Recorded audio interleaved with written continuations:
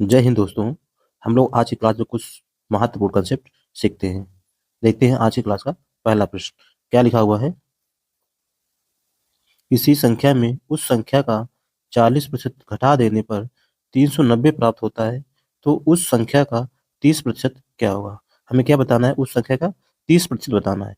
यानी पहले कोई संख्या कितनी होती है, 100% होती है। कितनी होती है, 100%। उसमें हमें कितना 40% घटा देना है। 40% घटा दें कितना बचेगा, 60% बच जाएगा। 60% का मान ही हमें दिया हुआ है, कितना हुआ है, 390। हमसे पूछा गया है उस संख्या का 30% क्या होगा, तो हम इसमें 2 से भाग दे देंगे। 2 से इसमें भी भाग दे देंगे, तो इधर कितना आ जाएगा, 30% आ जाएगा। और हमारे पास इधर कितना बचेगा, 2 से भाग देंगे तो 1 कम 2, 2 नहीं 18, बचा 1 हो जाएगा 10, 2 पंचे 10, कितना आ जाएगा, 195। तो ऐसा ऑप्शन कौन सा है, ऑप्शन नंबर बी हमारा बिल्कुल सही आंसर हो जाएगा। प्रश्न नंबर अगला देखते हैं हम लोग। प्रश्न नंबर 2 है, यदि एक सम बहुभुज में 20 विकर्ण हैं, तो इस बहुभुज की भुजाओं की संख्या क्या होगी। यानी एक बहुभुज है, उसमें 20 विकर्ण दिए गए हैं, तो इस बहुभुज की भुजाओं की संख्या ज्ञात करना है। तो इसका सूत्र क्या होता है, n n-3 बटे 2 बराबर, ये होता है बहुभुज में विकर्णों की संख्या। और यहाँ पर कितने 20 दिया हुआ है, तो इसके बराबर लिख देंगे 20। इसका गुणा इधर कर देंगे, कितना आ जाएगा, n n-3 बराबर 2 से गुणा कराएंगे, कितना आ जाएगा, 40 आ जाएगा। अब यहाँ पर n का मान कौन सा ऐसा रख दें कि इसके बराबर 40 आ जाए। तो पहला रखेंगे तो 5, यहाँ पे 5 रखें, इसमें घटाएंगे 3 तो 2, तो 5 गुना 10 आ जाएगा, तो 40 नहीं मिलेगा, गलत हो जाएगा। 8 जब रखेंगे तो 8 आ जाएगा यहाँ पर। और यहाँ पर कितना रखेंगे, 8 में 3 चले कितना, 5 आ जाएगा। गुणा कराएंगे कितना मिलेगा, 40 मिल जाएगा, तो इसके बराबर आ जाएगा। तो हमारा ऑप्शन कौन सा सही हो जाएगा, हमारा ऑप्शन नंबर बी इसका सही आंसर हो जाएगा। प्रश्न नंबर अगला देखते हैं हम लोग। प्रश्न नंबर 3 क्या लिखा हुआ है, कह रहा है, किसी परीक्षा में 35% छात्र हिंदी में फेल हुए, 45% छात्र अंग्रेजी में फेल हुए और 20% छात्र दोनों विषयों में फेल हुए। उन छात्रों का प्रतिशत ज्ञात कीजिए जो दोनों विषयों में पास हुए। यहाँ पर हमें बताना है कितने प्रतिशत छात्र पास हुए हैं, और यहाँ पर फेल ही दिया गया है। तो यहाँ पर हम इसमें ग्राफिक बनाते हैं छोटा सा, ये और ये हमारा हो जाएगा हिंदी का, ये हो जाएगा हमारा इंग्लिश का, और ये हो जाएगा दोनों का फेल। तो ये ग्राफ बनाने के लिए सबसे पहले देखते हैं दोनों विषयों में फेल, जो दोनों में कितना 20% है। यहाँ पर हम लिखेंगे 20% अंदर। अब इस वाले हिंदी में कितने 35 आने चाहिए, यहाँ पर 20 आ चुका, तो कितना बचा यहाँ पर, 15% और बच जाएगा यहाँ पर। ठीक है, आगे देखते हैं इसके अंदर कितना आना चाहिए, 45%। यहाँ 20 आ चुका, तो यहाँ पर कितना था, 25%। ये देखो 20 प्लस 25 कितना हो जाएगा, 45। 15 प्लस 20 कितना हो जाएगा, 35 हो जाएगा। तो इसी तो है, ये टोटल कितने, कौन सा ये फेल वाला है स्टूडेंट, ये कितना फेल टोटल हो जाएगा, 15 प्लस 20 प्लस 25। इसको हम लोग जोड़ देंगे, कितना आ जाएगा ये, 15 20 35, 35 और 25 कितना, 60%, कितना आ जाएगा, 60%। ये 60% फेल हो गया है।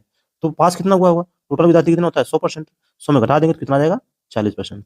कितना कितना विद्यार्थी पास हुआ, 40% पास हुआ। तो ऐसा कौन सा ऑप्शन है, ऑप्शन नंबर डी हमारा इसका सही आंसर हो जाएगा। ऐसे ही प्रश्न सभी परीक्षाओं में पूछे जाते हैं, बस ये हमें कम समय में करना आना चाहिए। प्रश्न नंबर अगला देखते हैं हम लोग। प्रश्न नंबर 4 क्या लिखा हुआ है, देखते हैं।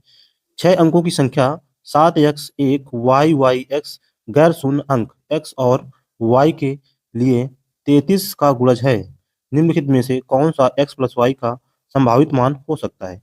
यहाँ पर हमें x प्लस वाई का मान बताना है। तो सबसे पहले लिखते हैं 7x1 y ये एक संख्या है, हमें बताना है वो संख्या 33 से गुणज है।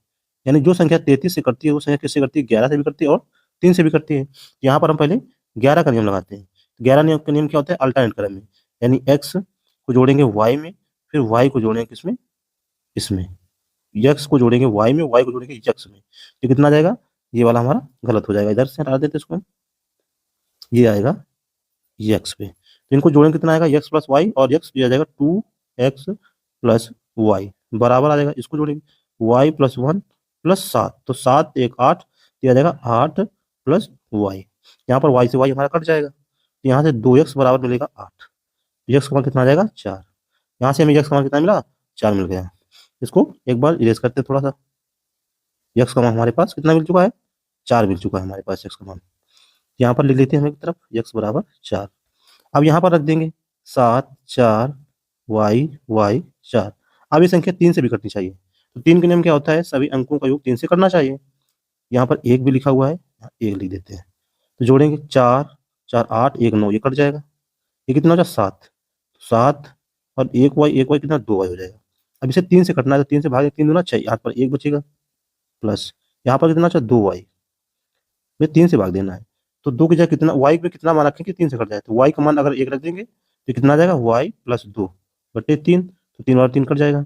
यहाँ से हमें y का मान कितना मिल गया, 1 मिल गया, और x का मान कितना मिला, 4। तो x का मान 4 और y का मान 1। कलर चेंज कर लेते हैं हम इसका। x का मान कितना आया, 4, y का मान कितना आया, 1। तो x प्लस वाई बराबर कितना आ जाएगा, 5। तो ऐसा ऑप्शन कौन सा है, ऑप्शन नंबर ए इसका बिल्कुल सही आंसर हो जाएगा।